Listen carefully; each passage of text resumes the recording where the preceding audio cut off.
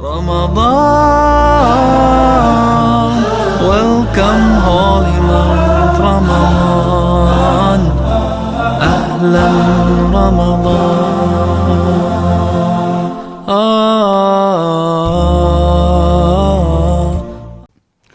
Bismillahirrahmanirrahim. Innal hamdalillah nahmaduhu wa nasta'inuhu wa nastaghfiruh wa na'udhu billahi min shururi anfusina wa min sayyiati a'malina. Man yahdihillahu fala mudilla lahu wa man yudlilhu fala hadiya lahu wa ashhadu an la ilaha illallah wa ashhadu anna Muhammadan 'abduhu wa rasuluh. Ya ayyuhalladhina amanu ittaqullaha haqqa tuqatih wa la tamutunna illa wa antum muslimun. يا أيها الناس اتقوا ربكم الذي خلقكم من نفس واحدة وخلق منها زوجها وبث منهما رجالا كثيرا ونساء واتقوا الله الذي تساءلون به والأرحام إن الله كان عليكم رقيبا. يا أيها الذين آمنوا اتقوا الله وقولوا قولا سديدا يصلح لكم أعمالكم ويغفر لكم ذنوبكم ومن يطع الله ورسوله فقد فاز فوزا عظيما. أما بعد فإن خير الحديث كتاب الله وخير الهدي هدي محمد صلى الله عليه وسلم وشر الأمور محدثاتها وكل محدثة بدعة وكل بدعة ضلالة وكل ضلالة في النار. فاعوذ بالله السميع العليم من الشيطان الرجيم. بسم الله الرحمن الرحيم. يا أيها الذين آمنوا كتب عليكم الصيام كما كتب على الذين من قبلكم لعلكم تتقون. محترم ناظرین، دینی بھائی اور بہنوں اور اس پروگرام کو سننے والے تمام ساتھیوں، بچوں اور بچیوں، یہ ماہ رمضان کی مناسبت سے ہم کچھ گفتگو آپ حضرات کے سامنے کریں گے۔ اللہ تعالی ہم سب کو رمضان کے قیام و صیام کی توفیق نصیب فرمائے، اور اللہ تعالی ہم تمام لوگوں کو ان خوش نصیبوں میں شامل کرے جو جن کی مغفرت اور بخشش اللہ تعالیٰ اس مقدس ماہ میں کرتے ہیں۔ دوستو، یہ آیت جو میں نے پڑھی ہے، اس میں اللہ تعالیٰ نے 3 چیزیں بیان کی ہیں، اور تینوں بہت ہی سمجھنے کی ضرورت ہے۔ 3 چیزیں اللہ نے اس آیت میں بیان کی ہے۔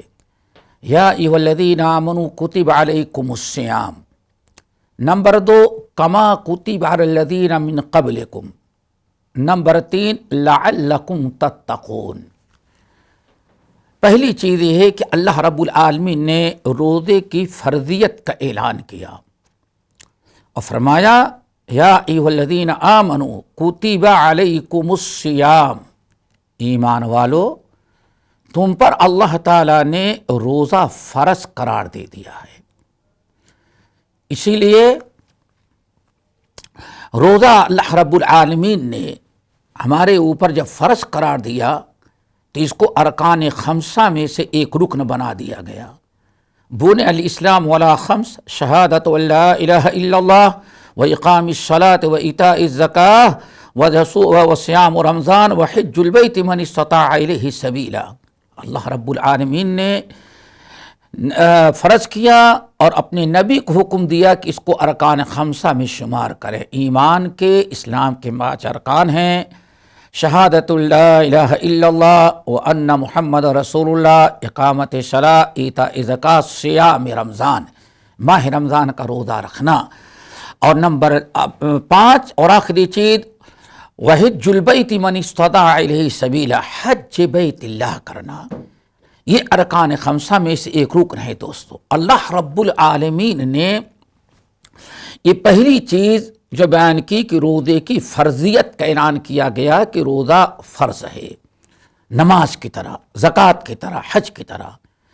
دوسری چیز اللہ رب العالمین نے روزے کی تاریخ بیان کی، کما کتب علی الذین من قبلکم، اے مسلمانوں تمہارے اوپر روزہ کوئی نئی چیز نہیں فرض قرار دی گئی، تم سے پہلے جتنی امتیں گزری ہوئی ہیں، جتنے انبیاء آئے تھے، کما کتب علی الذین من قبلکم، جیسے تمہارے اوپر روزہ فرض ہے ایسے ہی ان تمام قوموں کو پر بھی روزہ فرض تھا جو تم سے پہلے گزر چکی ہیں۔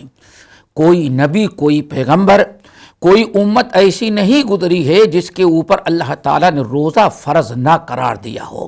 یہ دو چیزیں ہو گئی۔ پہلی چیز کتب علیکم الصیام، روزے کی فرضیت۔ نمبر 2 تاریخ، جیسے روزہ تم پر فرض قرار دیا گیا ہے تم سے پہلے ایسے ہی تمام امتوں پر روزہ فرض قرار دیا گیا تھا۔ نمبر 3 روزے کا مقصد اللہ نے بیان کر دیا، فرمایا لعلکم تتقون، تاکہ روزہ فرض کرنے کا مقصد یہ ہے کہ روزے کی برکت سے تمہارے اندر تقوی آ جائے اور تم متقی بن جاؤ۔ مین مقصد ہے روزے کا تقوی اپنے اندر پیدا کر لینا، تقوی کا حاصل ہو جانا۔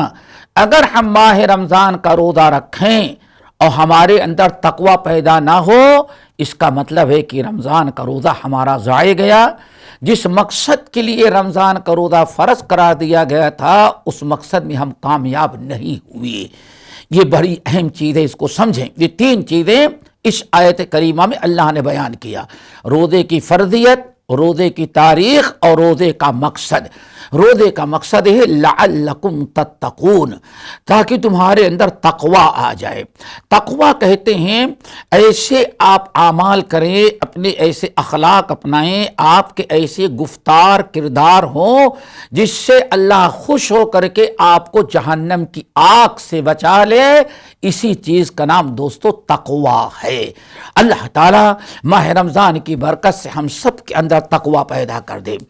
لیکن روزے دار، روزہ تو بہت سارے لوگ رکھتے ہیں۔ جو آج اس محفل میں ہمیں آپ کے سامنے کچھ بیان کرنا ہے وہ یہ کہ روزہ تو سبھی رکھتے ہیں، بہت سارے لوگ روزہ رکھتے ہیں، لیکن روزے میں کے مقصد میں کامیاب نہیں ہوتے، مقصد حاصل کرنے میں ناکام رہ جاتے ہیں۔ اب اسی لیے آپ دیکھیں گے کتاب اللہ سنت رسول کی روشنی میں 2 قسم کے روزے دار ہوتے ہیں۔ ایک روزے دار تو وہ ہے جس کے متعلق نبی علیہ السلام ارشاد فرماتے ہیں من صام رمضان ایمانا واحتسابا غفر له ما تقدم من ذنبه۔ کتنی بڑی فضیلت۔ کچھ روزے دار تو وہ ہیں کہ جن کے روزے کی برکت سے، جو ایمان اور احتساب کے ساتھ روزہ رکھتے ہیں، تو اللہ پچھلی زندگی کے سارے گناہ معاف کر دیتے ہیں۔ مین مقصد تقوی تھا۔ تقوی کہتے ایسے اعمال کو جس عمل کی برکت سے انسان اللہ تعالیٰ کے عذاب نار سے اپنے آپ کو بچا لے۔ اسی لیے یہ ایسے لوگ ہیں روزے دار کہ ماہ رمضان کے اندر وَلِلَّهِ عُتَقَاءُ مِنَ النَّارِ وَلِلَّهِ عُتَقَاءُ مِنَ النَّارِ۔ کچھ لوگ ایسے ہیں اتنے اچھے انداز سے روزہ رکھتے ہیں کہ رمضان گزرتے گزرتے ان کو اللہ تعالیٰ جہنم سے آزاد کر دیتا ہے۔ یہ اللہ تعالیٰ نے آزاد کر دیا۔ اور کچھ روزے دار ایسے بھی ہیں دوستو، کچھ روزے دار ایسے ہیں کہ روزہ تو رکھتے ہیں، بھوکے پیاسے رہتے ہیں، لیکن مقصد میں کامیاب نہیں ہوتے۔ نہ گناہوں کی مغفرت ہوتی ہے، نہ اپنے آپ کو جہنم سے آزاد کرا پاتے ہیں، اور نہ تو ان کے اندر تقوی آتا ہے۔ جیسے کہ نبی علیہ السلام نے ارشاد فرمایا کم من صائم لیس له من صیامه الا الجوع والعطش وکم من قائم لیس له من قیامه الا السحر او کما قال علیہ السلام۔ آپ نے ارشاد فرمایا کتنے روزے دار ایسے ہیں، وَكَمْ مِنْ صَائِمٍ، بہت سارے روزے دار ایسے ہیں رمضان کا روزہ رکھتے ہیں، افطار کرتے ہیں، لیکن اللہ تعالیٰ ارشاد فرماتے لَيْسَ لَهُ مِنْ صِيَامِهِ إِلَّا الْجُوعُ وَالْعَطَشُ، اس کے نام اعمال میں اللہ فرماتے ہیں فرشتوں اس کو روزے دار نہیں لکھنا، اس کے نام آمن میں لکھو کہ دن بھر بھوکا رہا اور دن بھر پیاسا رہا۔ اللہ اکبر، یعنی یہ ایسا روزہ تو رکھا لیکن مقصد میں کامیاب نہ ہوا، تقوی اپنے اندر پیدا نہ کر سکا، روزہ بھوکا پیاسا تھا لیکن روزے کے مقصد میں کامیاب نہ ہو سکا۔ اسی لیے وَكَم مِّن قَائِمٍ، کتنے ایسے تراویح کی نماز پڑھنے والے ہیں ماہ رمضان میں کہ تراویح کی نماز تو پڑھتے ہیں لیکن ان کے نام اعمال میں صرف یہ لکھا جاتا ہے نیت خراب کی اور اپنے پیروں کو دکھایا۔ دوستو پتہ چل گیا کہ دو قسم کے لوگ رمضان میں دو قسم کے روزے دار ہیں۔ کچھ روزے دار ہیں جو مقصد میں کامیاب، اور کچھ نے روزے دار ایسے ہیں جو مقصد میں کامیاب نہیں ہوتے۔ تو آج اس مجلس کے اندر وہ لوگ جو روزے میں کامیاب ہوتے ہیں، جو مقصد حاصل کرنے میں کامیاب ہو گئے، اللہ تعالیٰ کے ہاں تقوی بھی، اللہ اپنے دل میں تقوی بھی پیدا کر لیا، متقی بھی بن گئے، گناہوں کی مغفرت بھی ہو گئی اور جہنم سے بھی آزاد ہو گئے، کامیاب ہیں۔ قیامت کے دن ان کے جنت کے سامنے کھڑا کر کے کہا جائے گا تمہیں جنت کے 8 دروازوں میں سے جس دروازے سے تو چاہے داخل ہو جا۔ یہ ہے کامیاب روزے دار جس کو تقوی نصیب ہو گیا، روزے کی برکت سے تقوی اپنے اندر پیدا کر لیا۔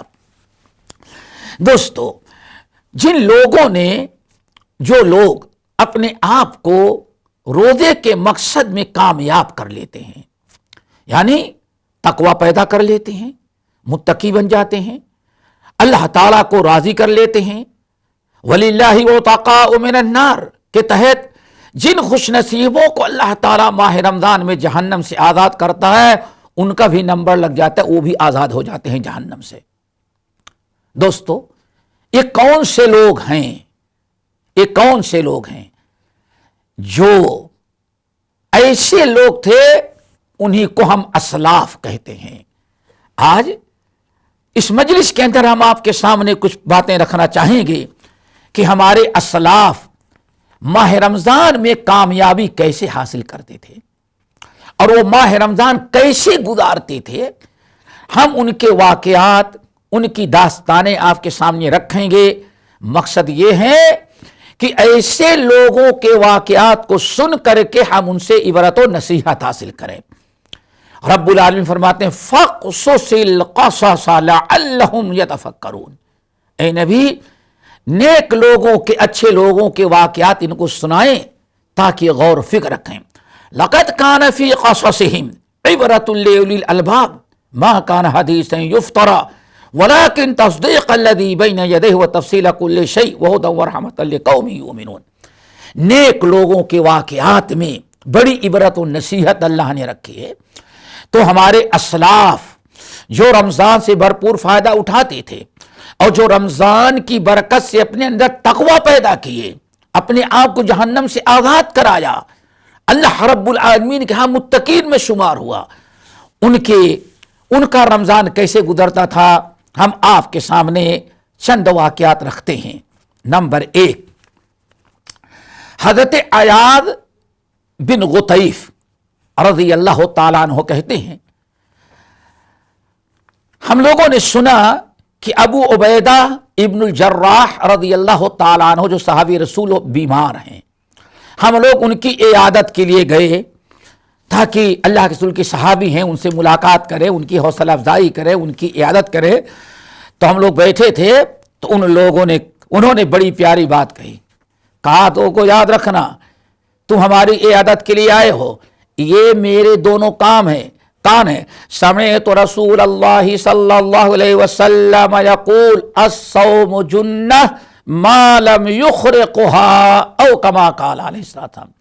میرے ان کانوں نے نبی علیہ السلام کو فرماتے ہوئے سنا کہ لوگوں روزہ جنہ ہے، یعنی روزے کی برکت سے انسان اپنے آپ کو جہنم سے آزاد کرا لیتا ہے، اپنے آپ کو جہنم سے اللہ آزاد کرا لیتا ہے، عذاب قبر، عذاب نار سے بچا لیا، آزاد ہو گیا، جنت میں داخل ہو گیا۔ لیکن کب تک؟ جب تک کہ انسان اپنے اس ڈھال کو توڑ نہ دے۔ اللہ اکبر، ما لم یخرقھا، جب تک ڈھال صحیح سالم ہے، ٹھیک ہے، اگر انسان اپنے ڈھال کو توڑ دیا تو کبھی انسان کا روزہ جہنم سے بچنے کا ذریعہ نہیں بن سکتا۔ بعض روایتوں کے اندر آیا کہ نبی علیہ السلام سے پوچھا گیا، یا رسول اللہ الصیام جنہ، یہ روزہ ڈھال ہے تو روزہ کیسے، انسان روزے دار اپنی ڈھال کو کیسے توڑ دے گا؟ تو اللہ کے رسول نے ارشاد میں غیبت اور چغلی کرتا ہے۔ ایک انسان روزہ رکھتا ہے، سحر کرتا ہے، روزہ رکھتا ہے، دن بھر بھوکا پیاسا رہتا ہے، لیکن اپنی زبان کی حفاظت نہیں کرتا، اپنی زبان سے غیبت اور چغلی کرتا ہے، تو اس کا ڈھال ٹوٹ گیا، اب روزہ اس کا ناکام ہو گیا۔ اللہ تعالیٰ ہم سب کو روزے کی حالت میں غیبت، چغلی، شکوہ شکایت، گالی گلوچ دینے سے بچائے۔ اب صحابہ کس قدر اپنے ڈھال کو محفوظ رکھتے تھے۔ آدمی بیمار ہے، اس کی عیادت کے لیے مسلمان بھائی آئے، اپنے بھائیوں کو کہتا ہے روزہ ڈھال ہے، اللہ کے واسطے اس ڈھال کی حفاظت کرنا، جب تک اس ڈھال کو تم توڑنا نہیں، خراب نہیں کرنا۔ کیوں؟ ڈھال سے آدمی اسی وقت تک بچتا ہے جب تک کہ ڈھال ٹوٹی ہوئی نہ ہو۔ اللہ تعالیٰ نے روزے کو ڈھال بنایا، لیکن کب تک؟ جب تک کہ روزے دار اس ڈھال کو توڑ نہ دے۔ نمبر 2، حضرت جابر بن عبداللہ رضی اللہ تعالی عنہما، بڑی پیاری بات ہے دوستو۔ ہمارے اسلاف، ہمارے بڑے لوگ، اسلاف اور اس امت کے صالحین کس طرح سے رمضان گزارتے تھے، ان کی کیا حالت ہوتی تھی، اب ذرا سنیں۔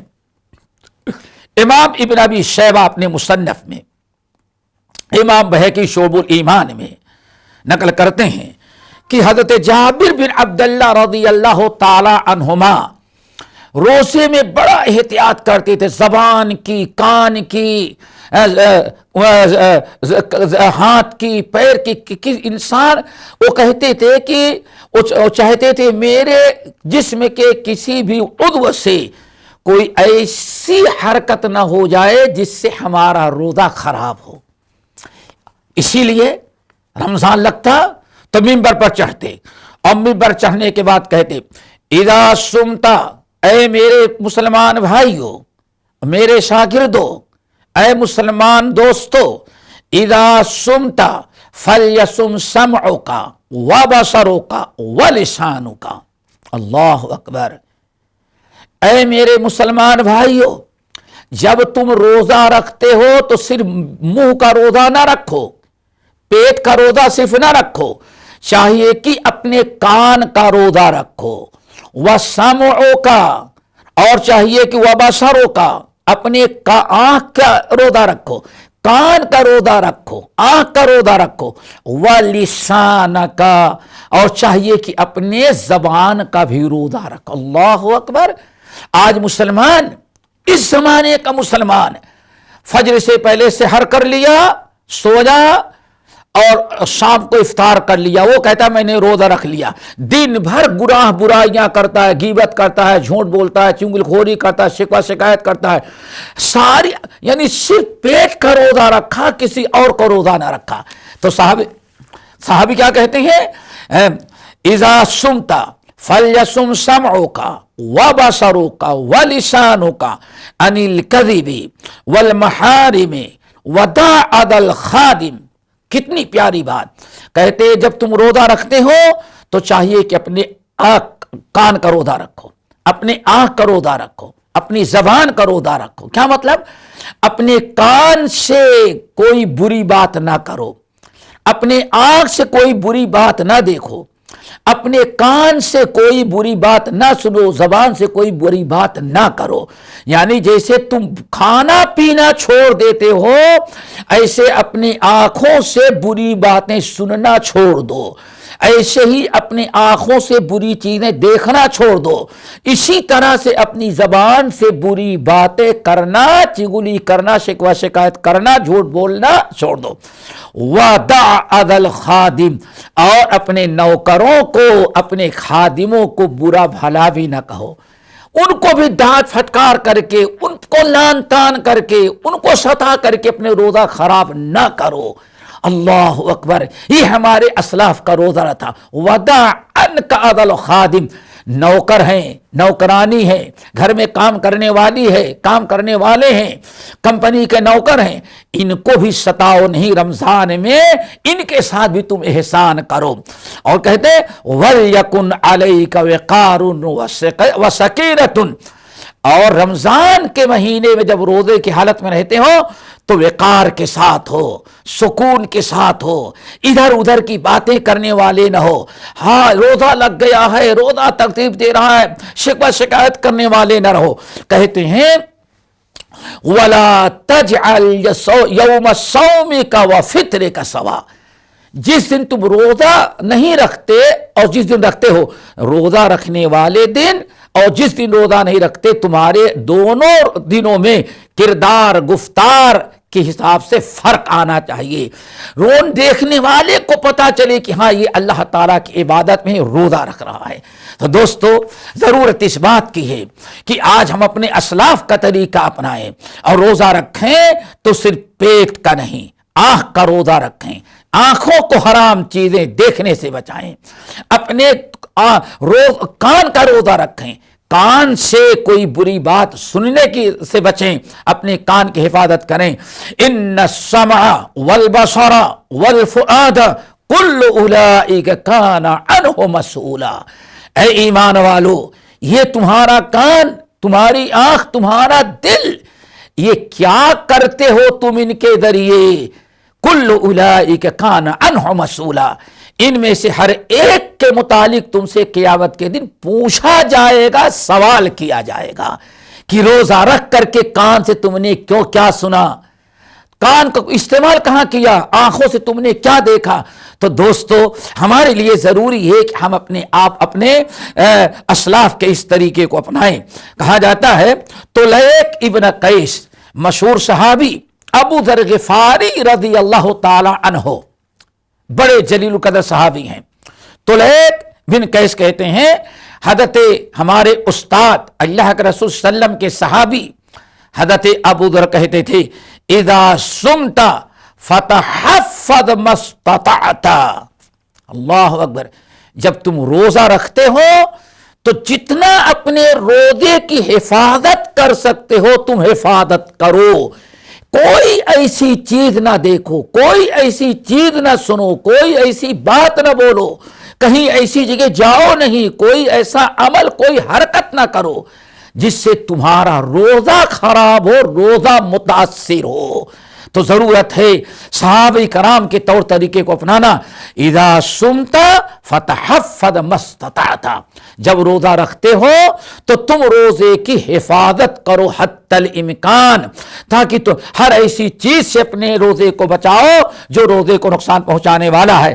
یہ تو حضرت ابو ذر غفاری کہتے ہیں، لیکن ابو ذر غفاری رضی اللہ تعالیٰ عنہ کے شاگرد طلیق بن قیس، جن کو حضرت ابو ذر غفاری رضی اللہ تعالیٰ عنہ نصیحت کر رہے تھے اذا صمت فتحفظ ما استطعت، جب تم روزہ رکھو تو اپنے روزے کی حفاظت بھی کرو۔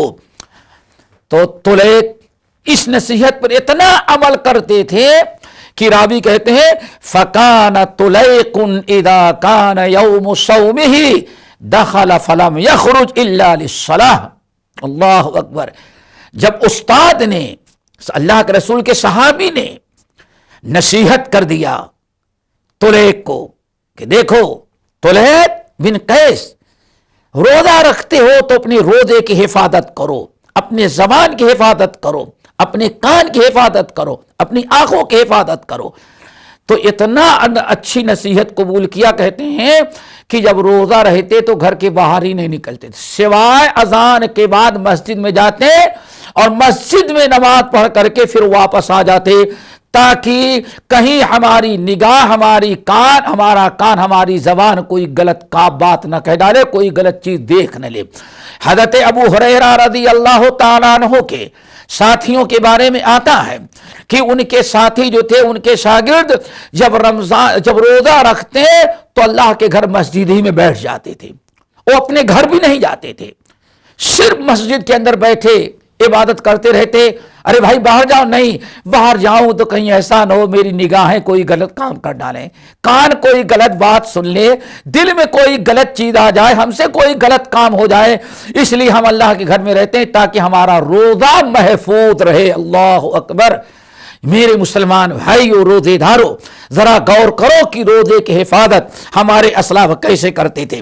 امیر المؤمنین علی بن ابی طالب رضی اللہ تعالیٰ عنہ کے بارے میں آتا ہے، جب شعبان کا آخری خطبہ دیتے اور رمضان کا یا پہلا خطبہ دیتے تو کہتے، الا اے مسلمانوں سن لو، الا ان الصیام لیس من الطعام والشراب، اے مسلمانوں رمضان آ چکا ہے۔ روزے کا مطلب یہ نہیں کہ ہاں کھانا پینا چھوڑ کے سب کچھ تم کرتے رہو۔ اللہ اکبر۔ اے لوگو، الا ان الصیام لیس من الطعام والشراب، لوگو یاد رکھنا رمضان لگ چکا ہے، ہم لوگ روزہ رکھتے ہیں۔ روزہ یہ نہیں ہے کہ کھانا پینا دن بھر ترک کر دو، سحر سے لے کر کے مغرب تک کچھ کھاؤ پیو نہیں، یہی روزہ نہیں ہے، بلکہ روزہ کیا ہے؟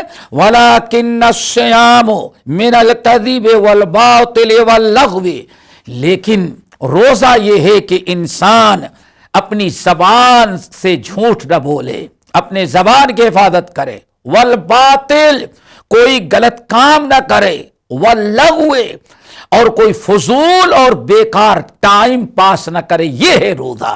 اللہ اکبر۔ ہمارے اسلاف کس قدر روزہ رکھا کرتے تھے؟ ہمیں چاہیے کہ ان چیزوں کو یاد رکھیں۔ آگے ذرا دیکھیں، امام ابو العالیہ رحمت اللہ علیہ، اسلاف کا رمضان، امام ابو العالیہ رحمت اللہ علیہ بڑی پیاری بات کہتے ہیں۔ اور ابو العالیہ یہی وہ عالم دین ہیں جو کہا جاتا ہے صحابہ کرام کے بعد، اصحاب رسول کے بعد سب سے بڑا اگر قرآن کا کوئی عالم تھا تو کہا جاتا ابو العالیہ رحمت اللہ علیہ تھے۔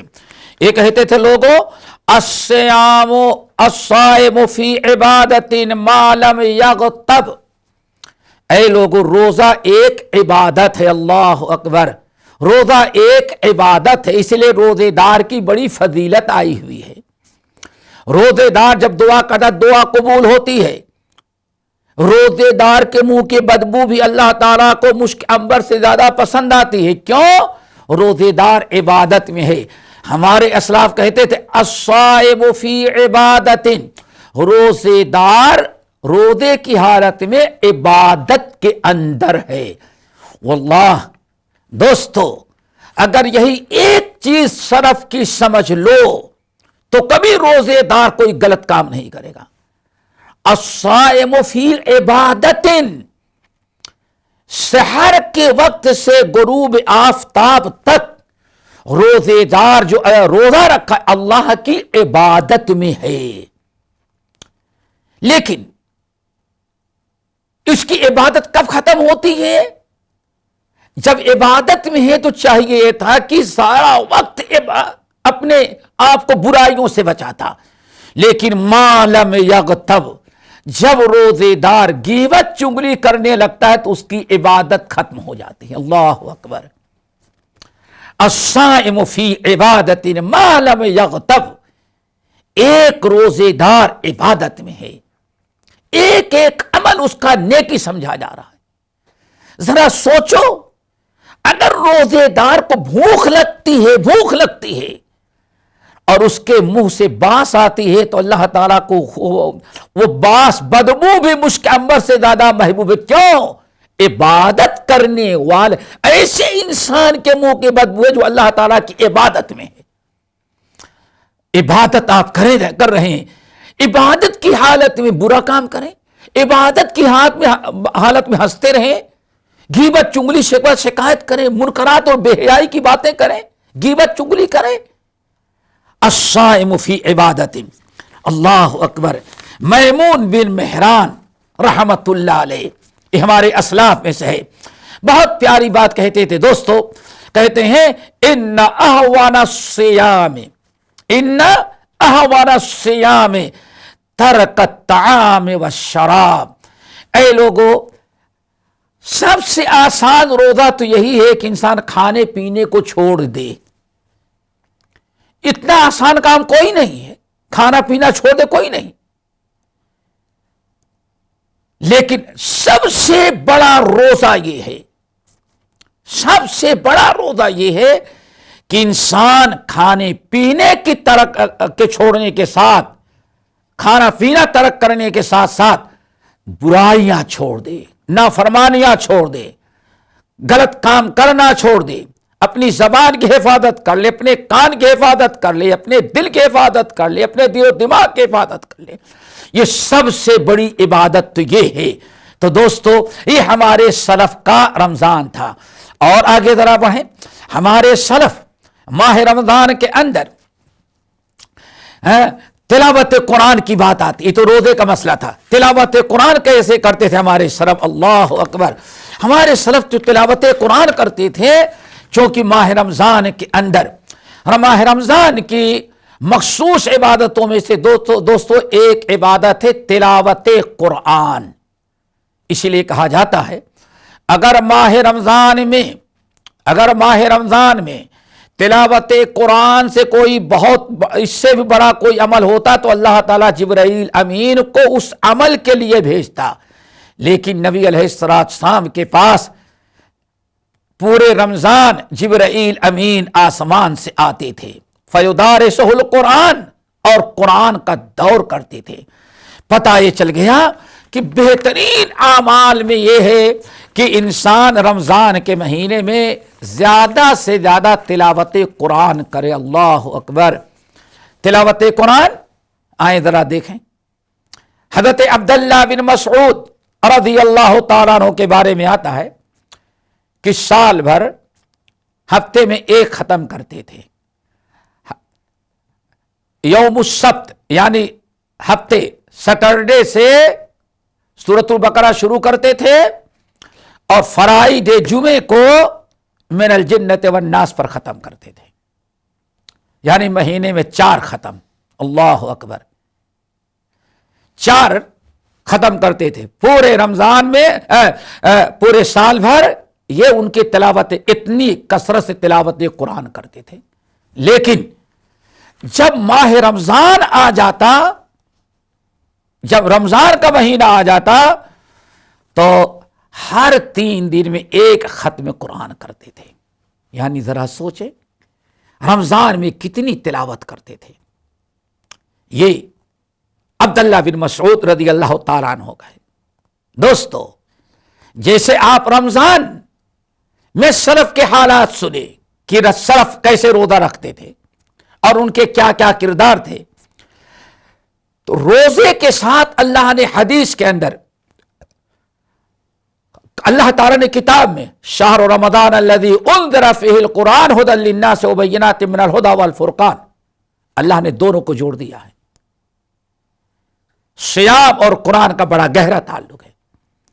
نبی علیہ الصلوۃ والسلام نے بھی حدیث میں قرآن اور صیام دونوں کو جوڑ، یشفعان للعبد، روزہ اور قرآن دونوں قیامت کے دن اللہ تعالیٰ کے سامنے آ کر کے بندے کی شفاعت کریں گے. بہت بڑی نعمت ہے دوستو. قرآن کی تلاوت، اسی لیے اسلاف روزے کی طرح تلاوت قرآن کا بھی اہتمام کرتے تھے. عبداللہ بن مسعود رضی اللہ تعالیٰ عنہ کو سن لیا. منصور بن زازان یہ تابعی ہیں، ان کے متعلق آتا ہے اللہ اکبر کہ ماہ رمضان کے اندر ان کی حالت یہ تھی کہ سوائے نماز پڑھنے کے لیے قرآن کی تلاوت بند ہوتی تھی، ورنہ پورے رمضان بھر ضرورت بھر کے لیے سوئے، دنیا کے اپنے بہت ساری مشغولیات چھوڑ کر کے تلاوت قرآن میں مشغول ہو جاتے تھے، دن بھر تلاوت قرآن کرتے رہتے تھے۔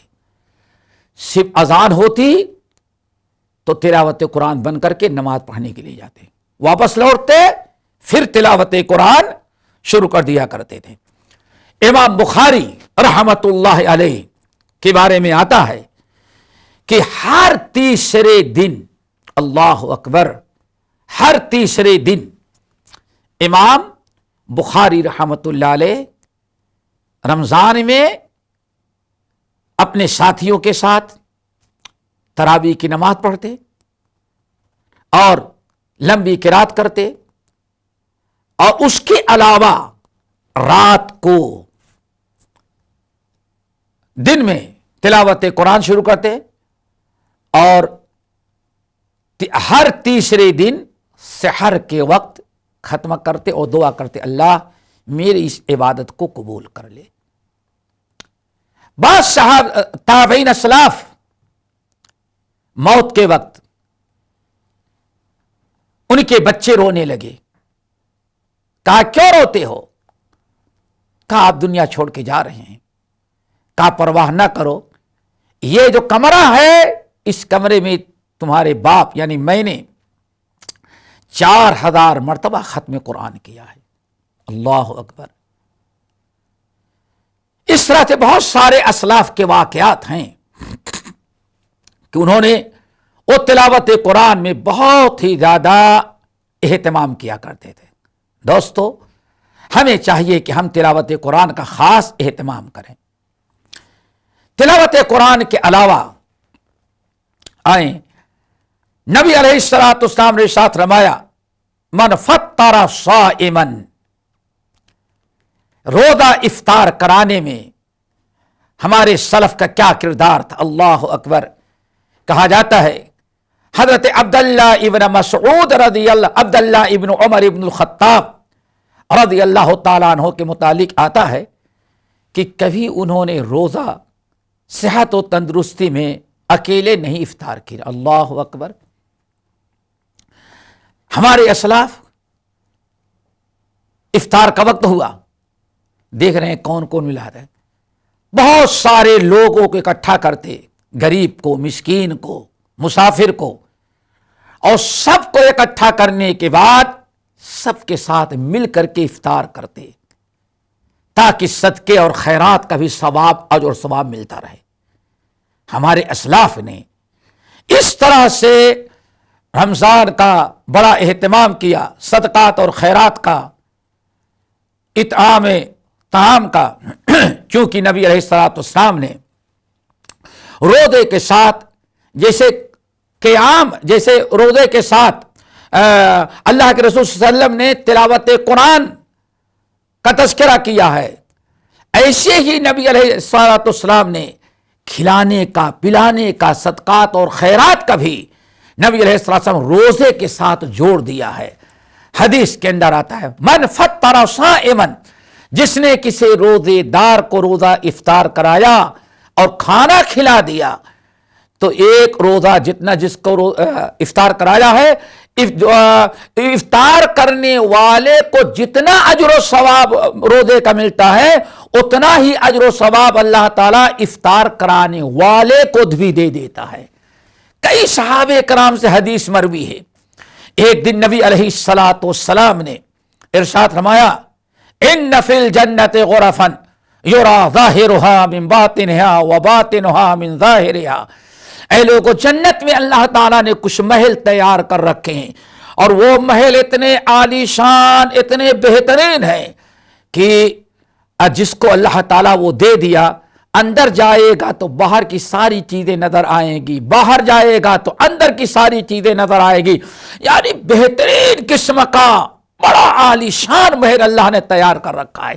اتنی فضیلت نبی علیہ الصلوۃ والسلام نے اس دن اس محل کی تعریف کی، اور اتنی فضیلت بیان کیا کہ ایک بدو کھڑا ہو گیا، لمن ہی یا رسول اللہ، یا رسول اللہ اتنا عالی شان محل کس کے لیے ہے؟ تو نبی علیہ السلام نے ارشاد فرمایا لمن الان الکلام واطعم الطعام وتابع الصيام وصلى بالليل والناس نيام. آپ نے ارشاد فرمایا یہ عالی شان محل ان کے لیے ہے جو 4 عمل کرتا ہے. لمن الان الکلام، اپنی زبان کی حفاظت کرتا ہے، زبان بڑی پیاری میٹھی اور نرم کرتا ہے. نمبر 2 واطعم الطعام، کھانا کھلاتا ہے. وَيُطْعِمُونَ الطَّعَامَ عَلَىٰ حُبِّهِ مِسْكِينًا وَيَتِيمًا وَأَسِيرًا، یہ ابرار کا طریقہ ہے. واطعم الطعام، مسافر، دوست احباب، غریب مسکین کو کھانا کھلاتا ہے. آگے وَتَابَعَ الصِّيَامَ، اور برابر روزہ رکھتا ہے. نمبر 4 وَصَلَّى بِاللَّيْلِ وَالنَّاسُ نِيَامٌ، جب ساری دنیا رات کو سوئی رہتی ہے تو رات کو اٹھ کر کے وہ تہجد کی نماز پڑھتا ہے، رات کو قیام کرتا ہے، نماز پڑھتا ہے. اتنے عالی شان محل ایسے لوگوں کے لیے اللہ نے بنا رکھا ہے. دوستو یہاں دیکھیں اللہ رب العالمین نے روزے کے ساتھ ساتھ وَأَطْعَمَ الطَّعَامَ بھی تذکرہ کیا ہے. اسی لیے صحابہ کرام رضوان اللہ علیہم اجمعین اور ہمارے اسلاف کا جو رمضان ہوتا تھا وہ صدقہ اور خیرات کا مہینہ ہوتا تھا. اسی لیے خود نبی علیہ السلام کے بارے میں آتا ہے کہ فلا رسول اللہ صلی اللہ علیہ وسلم کان رسول اللہ صلی اللہ علیہ وسلم اجود الناس، نبی علیہ السلام پوری کائنات میں اللہ کے بعد سب سے زیادہ جود و سخا، یعنی غیروں کو فائدہ پہنچانے والے، غیروں کے کام آنے والے تھے.